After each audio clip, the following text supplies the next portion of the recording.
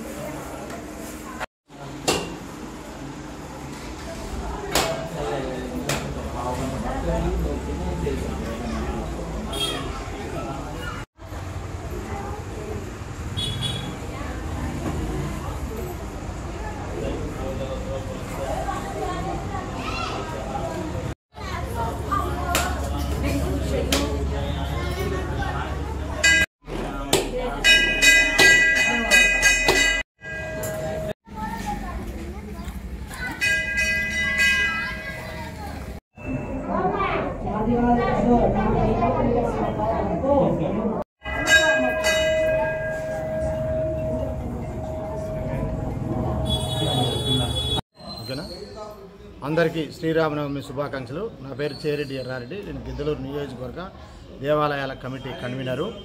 శ్రీరామనవమి రాముడు పుట్టినరోజు. ఈ రోజును దేశవ్యాప్తంగానే కాకుండా ప్రపంచవ్యాప్తంగా ఈరోజు శ్రీరామనవమి వేడుకలు జరుపుకుంటున్నారు. అందులో భాగంగా మన గిద్దలూరులో రేడియో బావి సెంటర్ నందు గల శ్రీ అభయాంజనేయ స్వామి దేవస్థానం నందు ఇక్కడ కార్యక్రమాలు నిర్వహించడం జరుగుతున్నది.